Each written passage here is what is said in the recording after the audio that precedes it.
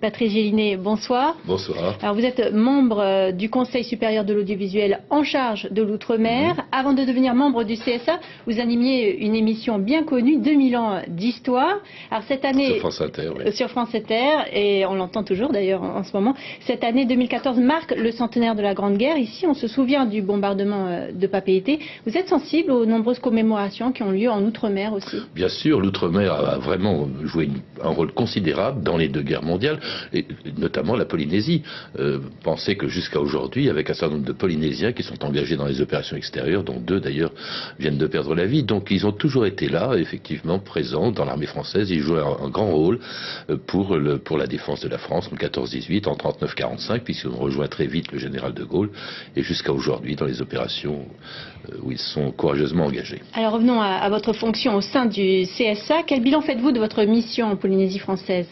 Le bilan, je ne peux pas le faire encore puisque je quitte la Polynésie dimanche, mais je suis venu pour passer une dizaine de jours ici pour plusieurs raisons. D'abord, étant chargé plus particulièrement au CSA de l'outre-mer, je m'occupe aussi des radios de métropole qui sont 900, je m'occupe de la langue française, mais je m'occupe aussi des télévisions et des radios d'outre-mer, et je voulais me rendre compte sur place justement de ce qui se passait, de la réalité du paysage audiovisuel. Vos premières observations? Ce que je peux... écoutez, vos premières observations, c'est pratiquement votre télévision, ces 2 radios des Marquises que j'ai rencontrées. Je suis venu aussi rencontrer les autorités locales, le haut-commissaire, l'Assemblée territoriale, l'Assemblée et le gouvernement, puisque l'Assemblée et le gouvernement participent, sont associés à la politique audiovisuelle qui est faite à Paris par le CSA.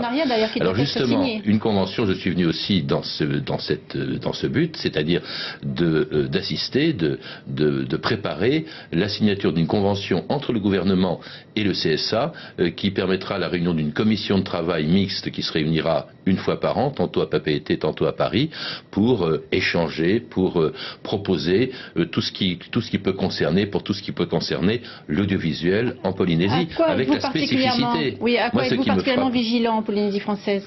Écoutez, à tout ce qu'observe, tout ce que régule le CSA. On dit tout souvent que c'est un gendarme, ce qu'il est un peu, il faut bien reconnaître, que c'est un censeur, ce qu'il n'est pas du tout, mais ce à quoi nous sommes attachés, c'est le pluralisme.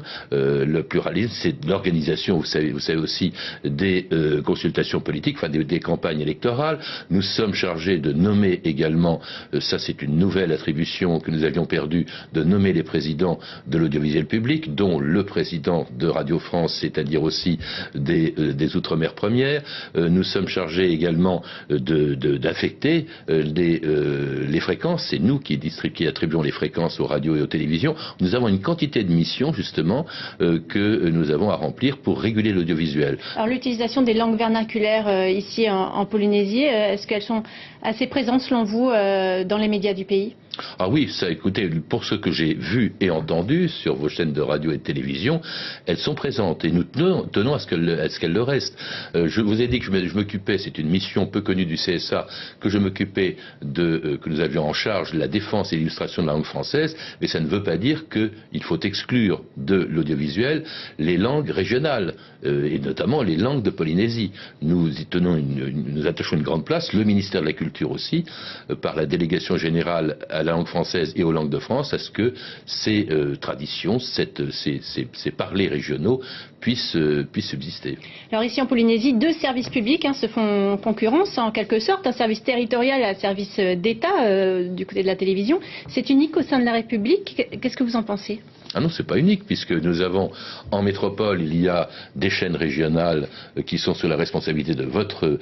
Le statut de la Polynésie est particulier. Alors le statut est particulier, effectivement, puisque avec la TNT sont arrivées en Polynésie, comme dans tous les Outre-mer, les chaînes nationales du service public qui, effectivement, ne sont pas en concurrence. Vous êtes dans la même maison, mais avec Polynésie première. J'ajoute qu'il y a également une chaîne privée, et nous tenons effectivement...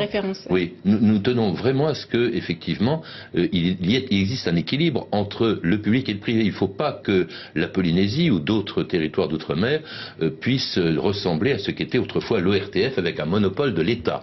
Et c'est ce à quoi le CSA et moi-même sommes chargés de veiller. Un dernier mot, Patrice Gélinet, la radio, ça ne vous manque pas un petit peu? Vous savez, un jour, je suis arrivé dans une radio, j'ai visité une radio en métropole, et alors il y a un journaliste, c'était en pleine émission, et qui me posait la même question. Il me dit, est-ce que la radio, c'est France Inter pour ne pas la nommer, est-ce que France Inter ne vous manque pas, est-ce que cette radio ne vous manque pas? J'ai dit, vous pensez, j'ai perdu une radio et j'en ai retrouvé 900, puisque en obtenant la responsabilité des radios, il y en a 900 en métropole, sans compter celle d'outre-mer et les télévisions. Patrice Gélinet, merci beaucoup d'avoir accepté notre invitation.